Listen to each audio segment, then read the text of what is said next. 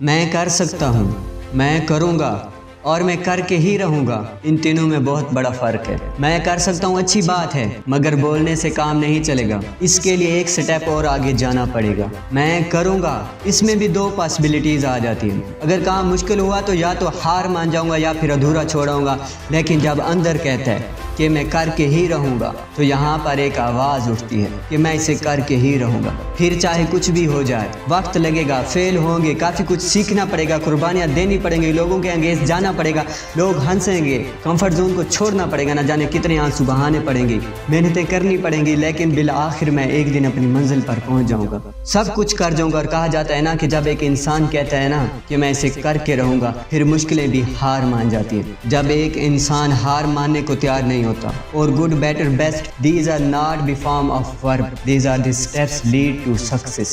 جب ایک انسان گڈ بیٹر بیسٹ بن کے گریٹ بنتا ہے نا، اس دن ملک کے لیے برانڈ بن جاتا ہے۔ اور دوران سفر ہار ایک اٹل فیصلہ نہیں ہوتا، یہ آپشنز ہوتے ہیں، ہار یا پھر جیت۔ اب تم پہ ہے تم کون سا آپشن چوز کرتے ہو۔ اگر ہار ہے تو پھر تم کبھی بھی میدان کے فاتح نہیں بن سکتے، اگر ٹھان لیا تو پھر تمہیں جیتنے سے کوئی ہرا نہیں سکتا۔